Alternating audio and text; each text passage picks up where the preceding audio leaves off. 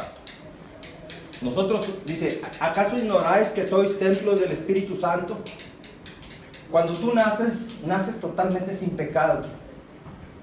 Es una mentira totalmente del enemigo de que las personas nacen, los niños nacen con pecado. Eso no es cierto. Eso no es cierto. Eso es una mentira del mismo Satanás, para poder engañar y bautizar al niño, y que ese niño se crea bautizado y que todos crean que ese niño está bautizado, como ya se los comenté en el tema del bautismo anteriormente.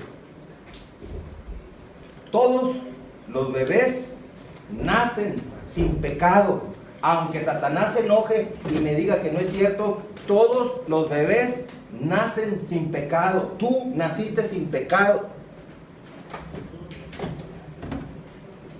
Mismo Dios dijo, multiplicar, que nos multipliquemos todos, bajo el orden correcto de un matrimonio, obviamente,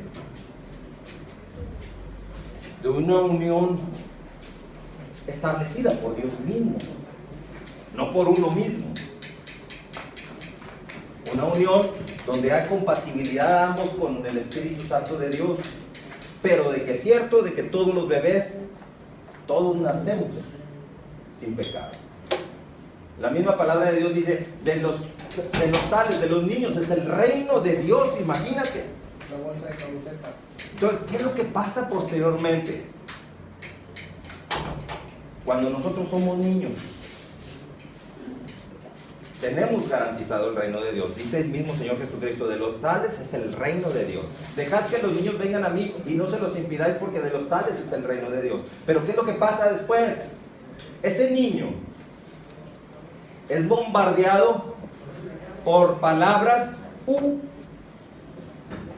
o acciones totalmente contrarias a la palabra de Dios.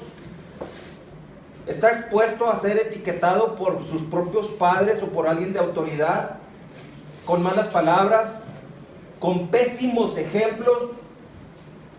Y es ahí donde ese niño empieza a corromperse. Su alma se empieza a herir. Cuando un niño observa un pésimo ejemplo por parte de nuestros padres, por parte de sus padres, quizá tú hayas escuchado o visto, hayas presenciado pésimos ejemplos de tus padres, y en ese instante fue cuando la primera vez que tú escuchaste una mala palabra en tu vida, tu alma se empezó a corromper, tu alma se empezó a enfermar.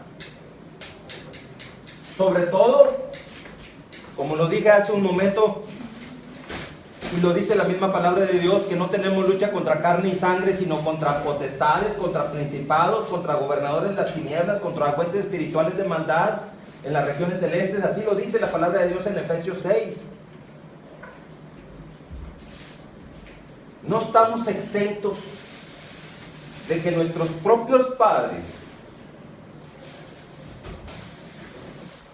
se enfrenten a esa lucha, y que sea el mismo Satanás quien esté hablando a través de nuestros propios padres. Porque para poder vencer en el poderoso nombre de Jesucristo es cuando tú estás íntegramente ligado a nuestro Señor Jesucristo. Cuando tú estás íntegramente ligado a nuestro Señor Jesucristo es cuando Satanás no puede tocarte. Nosotros como padres, esa es nuestra función, estar íntimamente ligado con nuestro Señor Jesucristo, de la misma manera que nuestro Señor Jesucristo lo está con nuestro Dios Padre Todopoderoso. En esa unión entre Padre y Jesucristo es una unión inquebrantable, nunca se ha roto ni nunca se romperá. Después de Jesucristo, tú, varón, debes de ligarte con Jesucristo, debes de unirte con Jesucristo, debes de sostenerte fuertemente con Jesucristo. De hecho, uno de los requisitos que deberían de existir para contraer matrimonio es saber si una persona verdaderamente está unida fielmente a Jesucristo o no. ¿Por qué? Porque si una persona no está unida fielmente a Jesucristo, y solamente a Jesucristo, hay una alta posibilidad de fracaso en la vida espiritual de esa persona y del cónyuge que pretenda por ahí casarse con esa persona, del futuro cónyuge. Uno de los requisitos prenupciales debe de ser que una persona esté sano en su alma, limpiado a través de la sangre de Jesucristo para poder tener la seguridad del éxito posteriormente. ¿Por qué? Porque esa pareja va a contraer matrimonio y al contraer matrimonio van a tener hijos y esos hijos tienen que estar totalmente resguardados y protegidos bajo la unción del Espíritu Santo que la pareja decida poner en el hogar. Por eso, lo primero que un niño recibe, cuando eres niño, tienes toda la inocencia. El reino de Dios es tuyo. Y Satanás sabe que el reino de Dios es de los niños y tú como niño sabes, Satanás, que el reino de Dios es tuyo. Entonces es ahí cuando Satanás empieza a trabajar. En forma directa, ¿qué puede hacer contigo si eres un niño?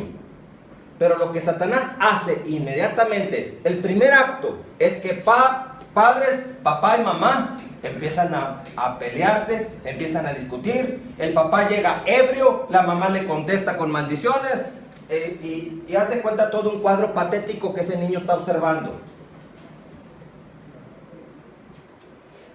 Muchos padres de familia cometen el pésimo error de no comprender que un niño es un niño, que un niño no tiene la capacidad emocional de un adulto, de un mayor. Y muchos padres, cuando ven que a un niño se le cae algo de las manos o que comete un accidente, algo totalmente involuntario, producto de su misma infancia, su incapacidad o inmadurez, muchos padres empiezan a ofender a ese niño. Y ese niño, al recibir la ofensa, ahí empieza a corromperse su alma. Su alma se empieza a herir. Ya hay una herida en ese niño. Porque el padre o la madre empieza a atacarlo con malas palabras y ese niño ya empezó a herirse en su alma. Posteriormente, un niño herido en su alma, obviamente sigue creciendo ese niño, entra a la escuela y entra ¿qué? Entra con el alma herida. Y una de las estrategias de Satanás es muy estratégico.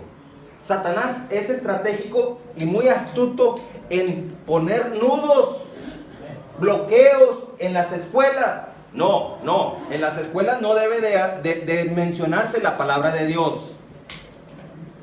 Debe ser totalmente ajeno a cualquier creencia religiosa. ¿Quién te dijo que hablamos de creencia religiosa nada más porque le vas a hablar un evangelio? ¿Que el evangelio está prohibido mencionarse? ¿Qué tiene de malo un evangelio?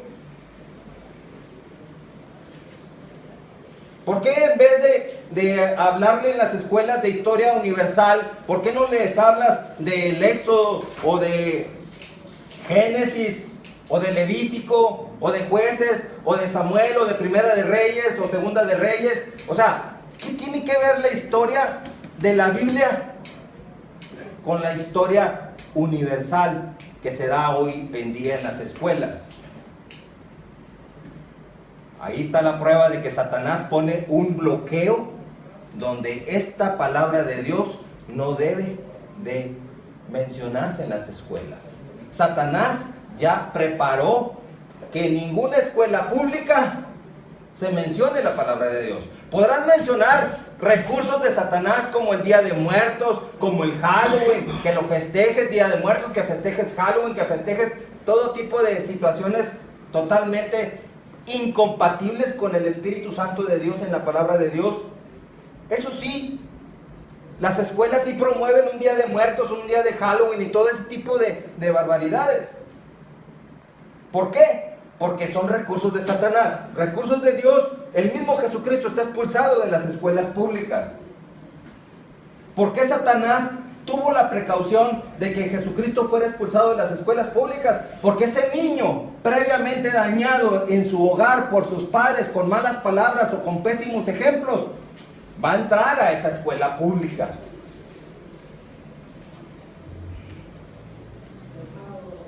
Va a entrar a esa escuela pública.